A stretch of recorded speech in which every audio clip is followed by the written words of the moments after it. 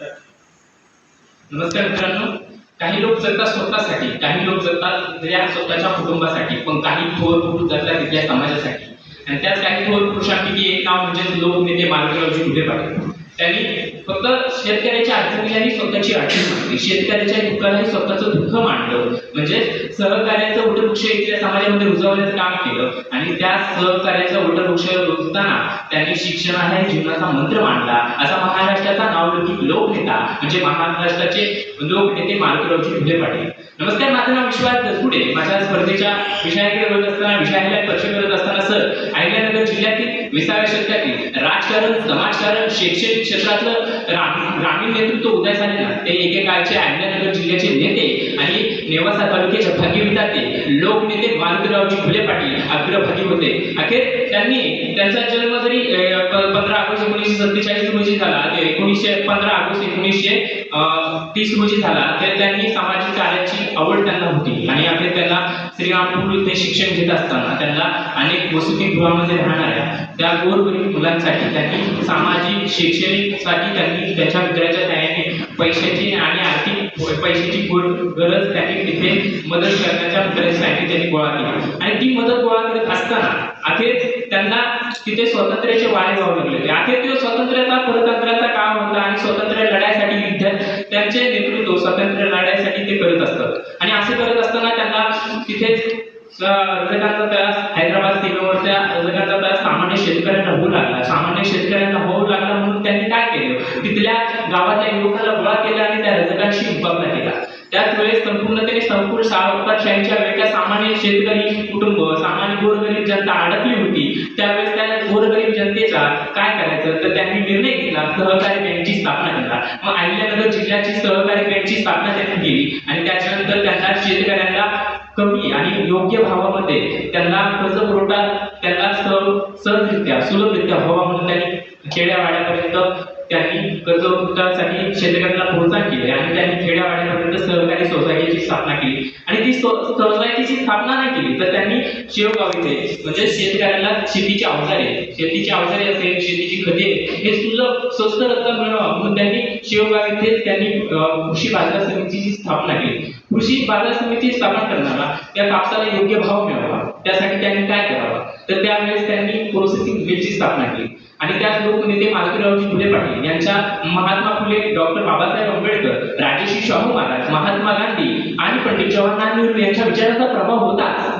पण त्याच वेळेला कर्मवीर गौरव पाटलांचे सामाजिक कार्य खेड्यावाड्यापर्यंत पोहोचू लागले होते. खेड्यावाड्यापर्यंत पोहोचताच त्यांच्याही विचारांचा प्रभाव झाला की आपल्या जिल्ह्यातल्या ग्रामीण भागातल्या युवकांना शिक्षण मिळायला पाहिजे, दलित कष्टकरी शेतकऱ्याच्या मुलाला शिक्षण मिळायला पाहिजे. त्यामुळे त्यांनी अनेक शिक्षणाची जनता शिक्षण प्रसार मंडळाची स्थापना 1959 रोजी इथे नेवासा इथे स्थापन केली. आणि तिथून जनता शिक्षण प्रसार मंडळाची स्थापना करून त्यांनी तिथे राहणाऱ्या वसतिगृह मुलांना जेवणाची राहण्याची व्यवस्था तिथे केली.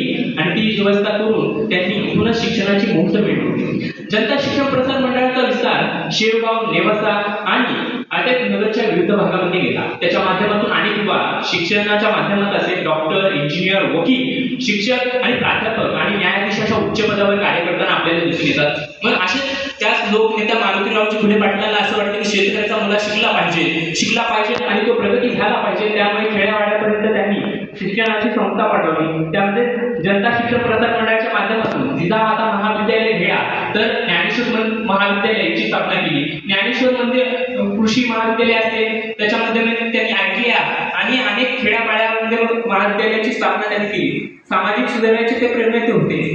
खऱ्या अर्थाने त्यांचा विचार करणाऱ्या इथल्या समाजाला खऱ्या अर्थाने एक प्रकारचे विचार करण्याची खरं गरजेचं आहे. 1959 रोजी पहिले भाग्यविधाते पंडित जवाहरलाल नेहरू नगरच्या दौऱ्यावर आले नसत. त्यावेळेस तिथे त्या नगरच्या दौऱ्यावर आल्यानं ते काँग्रेसचे निष्ठावंत कार्यकर्ता होऊन म्हणून त्यांनी त्यांच्या पंडित जवाहरलाल नेहरूंच्या समोर जाऊन सामान्य शेतकऱ्यांचे प्रश्न तिथे मांडले.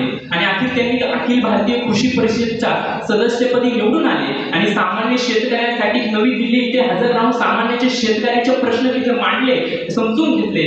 1 मे 1960 रोजी त्यांनी यशवंतराव चव्हाण यांनी संयुक्त महाराष्ट्राची स्थापना झाली. त्यांनी सर्व सूत्र स्वतःच्या हातात घेतली. काँग्रेसचे निष्ठावंत कार्यकर्ता आणि अध्यक्षपद नेवासाच्या तालुक्याचे काँग्रेसचे अध्यक्षपद त्यांनी 10 वर्ष सांभाळले. आणि त्या नेवासा भागातून 10 वर्षातून मतदारसंघ जिंकून आणला आणि विधानसभेमध्ये उभं राहून त्यांनी सामान्य शेतकऱ्यांचे प्रश्न पोटी बोलाने मांडले. शिक्षण हा अग्रभागी असायच पाहिजे, शिक्षण हे प्रत्येकाला मिळालं पाहिजे, शिक्षण हे प्रतिष्ठित केलं पाहिजे. आता हे आग्रह त्यांनी तिथे धरला आणि अखेर ते शिक्षणाचा आग्रह त्यांनी पूर्ण झाला आणि त्यावेळेस तिथूनच शेतकऱ्यांचे दुःख ते स्वतःला म्हणजे शेतकऱ्यांचे दुःख स्वतःला मांडणारा, शेतकऱ्यांची तळमळ म्हणजे त्यांची तळमळ असा मांडणारा नेता लोकनेते मारुतीरावजी फुले पाटलांच्या जायकवाडी प्रकल्पामुळे, त्यांच्या धरणाच्या प्रकल्पामुळे सामान्य शेतकऱ्यांची काही उबजाऊ जमीन जिथे शेतकरी धान्य पिकू शकत होता, उत्पन्न घेऊ शकत होता, ती जमीन पाण्याच्या धरणग्रस्तामध्ये झाली आणि त्यांना काय वाटलं की आपण शेतकऱ्याला काय करू शकतो. मग त्यांनी तिथे गोरगरीब सामान्य कुटुंबातल्या मुलांना, त्यांच्या घरातल्या युवकांना कोणत्या तरी ठिकाणी आम्हाला हे भेटायला पाहिजे, ती नोकरी भेटायच्यासाठी त्यांनी प्रत्येकाला घरातल्या जिथे धरणग्रस्त झाल्या त्यांना एक सरकारी नोकरी त्यांच्या घरामध्ये भेटली पाहिजे असा त्यांनी निर्णय केला. त्याच्या माध्यमातून त्यांनी अनेकदा सहकारी सोसायटीचे असेल, बँकेमार्फत काही योजना भेटेल, त्याच्यामध्ये राहण्यासाठी घर असेल त्यांना बांधून देण्याचं काम केलं. इतकंच नाही तर त्याच्या माध्यमातून त्यांनी संपूर्ण या नेवासा भागामधल्या जिथे जायकवाडी प्रकल्प असेल, जायकवाडी धरणामध्ये धरणग्रस्त झालेल्या लोकांसाठी 3 TMC पाणीचा साठा त्यांनी राखून ठेवण्याचं काम त्यांनी केलं आणि हे संसदेमध्ये मंजूर करून देखील आणलं. आणि मंजूर केल्याच्या नंतर त्यांना राहायला विजेचा प्रश्न, वीज मिळायला पाहिजे म्हणून ज्ञानेश्वर मंदिरासमोर त्यांनी पहिला विजेचा खांब निर्माण केला, पुजला गेला आणि त्याच्यानंतर दूरध्वनी मिळायला पाहिजे तर नगरपासून लाकडी पूल टाकून इथे दूरध्वनी पोहोचवण्याचं काम केलं.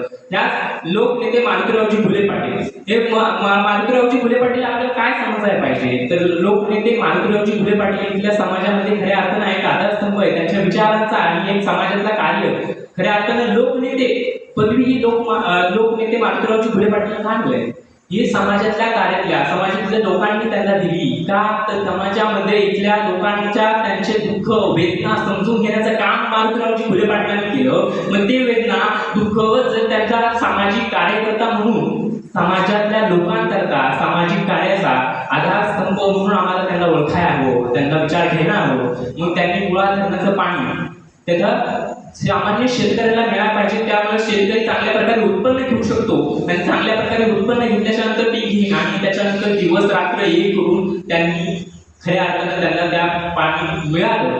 पण त्याच्याबद्दल शेतकरी उत्पन्न घेऊ लागले, ऊसाचं उत्पन्न मोठ्या प्रमाणात होऊ लागलं. पण शेतकऱ्यांना निवासा भागातल्या यावेळेस आपल्याला शेवगावच्या भागातल्या लोकांना खऱ्या अर्थानं ऊस फुटवल्यानंतर शेतीचा पुढं तर शेतकरी बांधावर पिकाचं उत्पन्न झालेलं ते बांधावर टाकायचे. तर त्यांना असं वाटलं की मारुतीराव फुले पाटलांना की स्वतःच्या ह्याच्या म्हणलेल्या मारुतीराव फुले पाटील म्हणले की शेतकऱ्यांच्या मालकीचा स्वतःचा साखर कारखाना असला पाहिजे.